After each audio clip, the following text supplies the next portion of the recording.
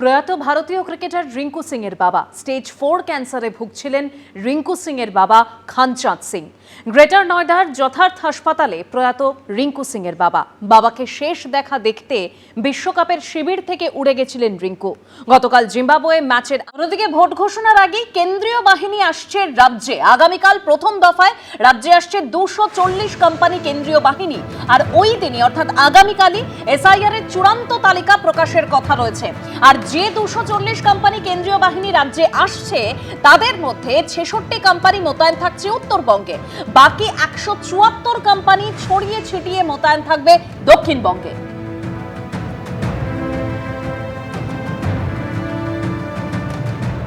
Central force তো 28 তারিখ আগেই আসবে और सेंट्रल फोर्स जो আছে 1 তারিখ মধ্যে যেখানে যেখানে ডিসিশন হয়েছে ওখানে মোতায়েন হয়ে যাবে and they will go around the area. ওরা ঘুরবে, ওরা দেখবে, ওরা বসে থাকবে না। সেন্ট্রাল ফোর্সে দেখো এমনি সেন্ট্রাল ফোর্স এসছে ল অর্ডার এখন অ্যাসিস্ট করার জন্য, প্লাস আছে ইলেকশন জন্য। ওরা এরিয়া যাবে, চিনবে, পেট্রোলিং করবে। হ্যাঁ, ওদের গাড়ির মধ্যে জিপিএস থাকবে। ও তারপরে সেন্ট্রাল অবজার্ভার বলেছেন বডি ক্যাম থাকবে। তো এটা যেটা আছে এদের ভালোই কোথায় কি ঘুরছেন না ঘুরছেন রোজ সব আমাদের কাছে ফিডব্যাক থাকে। গত বুধবার হাওড়ায় সেই হাড় হিম করা হত্যাকাণ্ড, প্রমোটার খুন অর্থাৎ প্রমোটার সফিক খান খুনের 2 দিনেরও বেশি সময় পেরিয়ে গেছে, কিন্তু এখনো মূল আততায়ী অর্থাৎ যে দুজনকে আপনারা সিসি ক্যামেরায় দেখতে পাচ্ছেন এই দুজনের নাগাল কিন্তু এখনো পুলিশ পায়নি। কোথায় মূল আততায়ী হারুন খান ও রোহিত হোসেন? আমরা এই বিষয়ে আরো বিস্তারিত জানবো। সরাসরি সুকান্ত মুখোপাধ্যায় আমাদের প্রতিনিধি রয়েছেন। সুকান্ত, পুলিশ কি বলছে? যাদেরকে একেবারে সিসি ক্যামেরায় গুলি করতে দেখা যাচ্ছে তাদের কেন ধরতে পারছে না পুলিশ?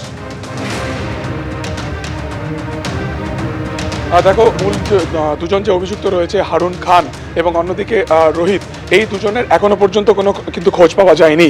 সিসিটিভি থেকে আরম্ভ করে তাদের যে মোবাইল টাওয়ার লোকেশন এইগুলোকে খতিয়ে দেখা হচ্ছে এবং কলকাতা পুলিশের এরিয়াতেও গতকালকে বিভিন্ন জায়গাতে কিন্তু অভিযান চালানো হয়, কিন্তু এখনো পর্যন্ত 48 ঘন্টা পেরিয়ে গেলেও এই যে মূল দুজন যে অভিযুক্ত যাদেরকে সিসিটিভিতে মূলত পয়েন্ট ব্ল্যাঙ্ক রেঞ্জ থেকে প্রমোটারকে খুন করতে দেখা যায় তাদের কিন্তু গ্রেফতার করা সম্ভব হয়নি। অন্যদিকে কলকাতা পুলিশের এরিয়া থেকে অর্থাৎ বহুবাজার থেকে 3 জনকে যাদেরকে গ্রেফতার করা হয়েছিল, যার মধ্যে দিলদার, বিলাল এবং ওয়াকিল রয়েছে, মূলত এদের বিরুদ্ধে অভিযোগ ছিল যে ঘটনার পরে মূল দুজন অভিযুক্তকে তারা আশ্রয় দিয়েছিল, তারা শেল্টার দিয়েছিল এবং তাদেরকে পালাতে সাহায্য করেছিল। সেই 3 জনকে ইতিমধ্যে গতকালকে আদালতে তোলার পরে পুলিশি হেফাজতে পেয়েছে গোলাবাড়ি থানা। তাই এই 3 জনকে জিজ্ঞাসাবাদ করে মূল যে 2জন অভিযুক্ত রয়েছে তাদের ট্রেস আউট তারা করার চেষ্টা করছেন।